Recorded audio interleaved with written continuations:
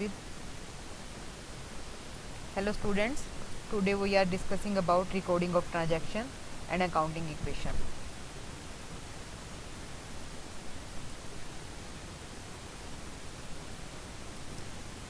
After studying this chapter, you will be able to explain how to prepare accounting vouchers, applying accounting equation to explain the effect of transactions, recording transaction using rule of debit and credit, record transaction in journal and other subsidiary books. आज हम discuss करेंगे only explain how to prepare accounting equation, suggested method, illustration method, problem solving method.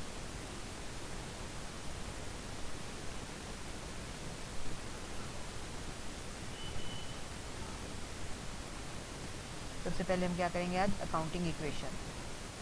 Accounting equation indicate that all the asset of as a business are also equal to the total of its liability, borrowing from outside, and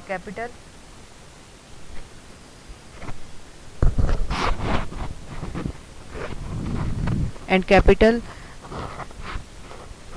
borrowing from owners. It is based on dual principle of accounting. Asset is equal to capital plus liabilities और capital net worth is equal to asset minus liabilities. ये हमारा formula होता है इसमें. अभी हम इसको example के बेस से भी करेंगे. Note all assets are procured from the amount of capital owner fund and liabilities outside funds. Therefore the sum of capital and liabilities are equal to the asset. Analysis of business transaction. Business transaction में effect either both side of the equation or one side of the equation, but the ultimate effect must be equal on the both sides. Some of the effect are as follows. Transaction acting both side on the equation. आज हम जो transaction कर रहे हैं क्या है, both side पे effect डालेगी. सबसे पहले है commenced business with cash ₹3 lakh. जैसे ही बिजनेस स्टार्ट होता है तो कैश हमारे बिजनेस में आया और जो ओनर था उसने कैपिटल इंट्रोड्यूस किया है, तो हमारी कैश में भी कैश एसेट साइड में आ जाएगा और कैपिटल हमारी कैपिटल प्लस लाइबिलिटी जो राइट हैंड साइड है उसमें आ जाएगी. तो हमारा क्या हो जाएगा, एसेट में हम ट्रांजैक्शन में कैश में 3 लाख दिखा देंगे और यहाँ दिखा देंगे कैपिटल में 3 लाख, दोनों इक्वल हो जाएंगे. Asset is equal to capital plus liabilities. अब है second entry. Bought goods from Ram ₹30,000. हमने राम से ना 30,000 के गुड्स खरीदे हैं, तो इससे हमारे पास क्या आएगा, स्टॉक आएगा. गुड्स आएंगे मतलब स्टॉक आएगा हमारे पास. राम से खरीदें तो सोचो हमने उधार ही खरीदा है, नाम दे रखा है, तो कैश तो नहीं लिखा होगा ना, तो उधार खरीदा है, तो राम हमारा क्या हो जाएगा, क्रेडिटर हो जाएगा. तो 30,000 हम यहाँ स्टॉक में इंक्रीज़ कर देंगे. कैश तो था ही 3 लाख हमारे पास, स्टॉक में हमारा क्या आ जाएगा, 30,000 आ गया. अब कैपिटल 3 लाख था, क्रेडिटर हमारे 30,000 हो गए. इस तरह से दोनों तरफ का अमाउंट हमारा सेम हो गया. 3 लाख प्लस 30,000, 3 लाख प्लस 30,000. अब है सोल्ड गुड्स. सोल्ड गुड्स जो हमने की कॉस्टिंग 10,000 फॉर कैश एट ₹13,000. मतलब हमने जो स्टॉक था हमारे पास 10,000 का हमें पड़ा था, हमने वो 13,000 का इन कैश में बेच दिया, तो हमारे पास प्रॉफिट कितना हो गया, 3,000 हो गया. अब प्रॉफिट का क्या करते हैं हम, एक तो प्रॉफिट को हम कैपिटल में ऐड कर देते हैं क्योंकि प्रॉफिट से कैपिटल बढ़ जाती है. ठीक है, एक तो हमारा जो डिफरेंस था 3,000 हमने प्रॉफिट में ऐड कर दिया. दूसरा जो हमारे पास कैश 13,000 आया वो हमने कैश में ऐड कर दिया. इसके अलावा 10,000 हमारा स्टॉक कम हुआ, स्टॉक में से 10,000 हमने लेस कर दिया. इस तरह से हमारे पास ये 3,13,000 तो हमारा कैश हो गया और स्टॉक हमारा 20,000 रह गया और कैपिटल हमारा 3,03,000 और क्रेडिटर 30,000 एज इट इज. दोनों का बैलेंस हमारा इक्वल हो गया. नेक्स्ट है पेड टू क्रेडिटर. अब हमने उधार मान लिया था ना राम से, तो क्रेडिटर क्रिएट हुए थे 30,000 के, अब हम उसको पे कर रहे हैं, पे टू क्रेडिटर. तो कैश कम हो जाएगा 20,000, तो कैश में से कम कर दिया और 20,000 के क्रेडिटर भी कम हो जाएंगे. तो हमारा अब लाइबिलिटी कितनी रहेगी यहाँ पर, 10,000 की रह गई. तो इस तरह से दोनों साइड माइनस माइनस 20,000 हो के फिर भी बैलेंस हमारा इक्वल ही रहा. अब नेक्स्ट है रेंट पेड ₹5,000. तो जब हम रेंट पे करेंगे तो कैपिटल में से लेस हो जाएगा क्योंकि इससे हमारी कैपिटल कम हो जाएगी. दूसरी तरफ रेंट पे करेंगे तो हमारा कैश कम हो जाएगा, तो कैश में से लेस कर देंगे, कैपिटल में से लेस कर देंगे. नेक्स्ट है कमीशन रिसीव्ड ₹8,000, हमें कोई कमीशन मिला है, रिसीव होगा तो क्या होगा, कैश में ऐड हो जाएगा और कैपिटल में भी ऐड हो जाएगा क्योंकि ये हमें हमारे लिए बेनिफिट है।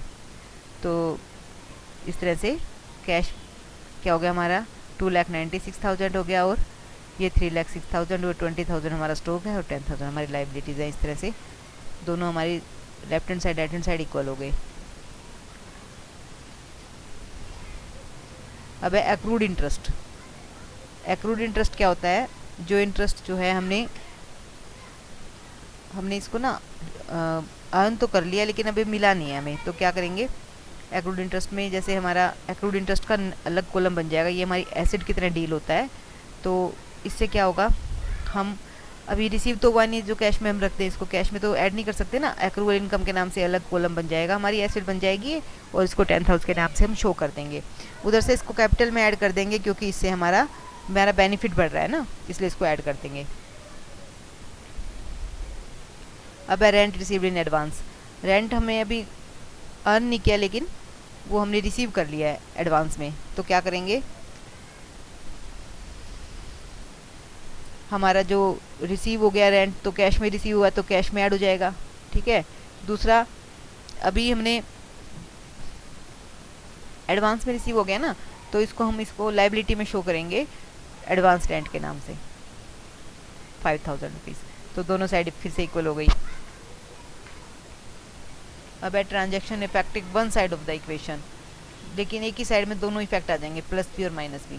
प्रीपेड इंश्योरेंस पेड, हमने क्या किया है, इंश्योरेंस को पे किया है, प्रीपेड इंश्योरेंस पेड मतलब 4,000 जो है हमने पेड कर दिया तो कैश में से कम हो जाएगा, कर दिया हमने कैश में से कम। इसके अलावा प्रीपेड इंश्योरेंस जो है ना हमारे लिए एसेट होती है, तो वो एसेट साइड में भी 4,000 दिखा दिया। तो इस तरह से नेट इफेक्ट तो कुछ नहीं हुआ ना इस पर, क्योंकि 4,000 माइनस भी हो गए एक तरफ इसमें ऐड भी हो गए, तो इस तरह से एक ही साइड में दोनों इफेक्ट हो गए, प्लस वाला भी और माइनस वाला भी, तो हमारा टोटल फिर से इक्वल हो गए। परचेज मशीनरी फॉर कैश, हमने परचेज मशीनरी की है। अगर हम मशीनरी परचेज करते हैं तो क्या होता है, हमारा कैश से परचेज की तो कैश लेस हो जाएगा, उधर से मशीनरी हमारे एसेट है, मशीनरी भी हमारी एसेट साइड में ही आ जाएगी, तो कैश में से कम हो गया, मशीनरी की तरह मशीन के नाम से यहाँ पर हमने लिख दिया 80,000, तो हमारा एक ही जैसे लेफ्ट हैंड साइड में ही इसका इफेक्ट पड़ा, पॉजिटिव भी नेगेटिव भी, ठीक है। तो इस तरह से एक ही साइड में इसका इफेक्ट हुआ। अब है transaction affecting liability side of the equation. अब सैलरी आउटस्टैंडिंग है 8,000, तो अभी हमने कैश तो पे नहीं किया है लेकिन पे तो करना है ना, क्योंकि आउटस्टैंडिंग हो गया, किसी ने सैलरी काम कर दिया उसको सैलरी नहीं दी हमने, तो 8,000 रुपये की इस तरह से हमारी लायबिलिटी बन गई है ये। तो एक तो लायबिलिटी में आउटस्टैंडिंग एक्सपेंसेस के नाम से दिखा देंगे 8,000 को, दूसरा हम क्या करेंगे, इसको कैपिटल में से लेस कर देंगे क्योंकि ये हमारे लिए एक्सपेंस है। Transaction related to interest on capital. अब इंटरेस्ट ऑन कैपिटल जो है 10,000 है, तो ये हमें पे करना है ना इंटरेस्ट ऑन कैपिटल, तो क्या करेंगे, कैपिटल में से लेस कर देंगे और इसके अलावा एक बार ऐड कर देंगे, एक बार लेस कर देंगे। लेस इसलिए कर रहे हैं क्योंकि ये हमारे लिए एक्सपेंस है, ऐड इसलिए कर रहे हैं क्योंकि ये ओनर को ही मिलना है, तो कैपिटल की तरह इंट्रोड्यूस भी हो जाएगा दोबारा से, तो हमने एक बार लेस कर दिया, एक बार ऐड कर दिया। अब interest on drawings, interest on drawing की भी एंट्री ऐसी ही होगी, 1,000 रुपये इंटरेस्ट ऑन ड्राइंग्स है ना, एक बार हम 1,000 को इसमें से लेस करेंगे, एक बार ऐड करेंगे, तो यहाँ पर गलती से 10,000 दिखा रखा है, तो आप इसको 1,000 ही लिखेंगे, ठीक है।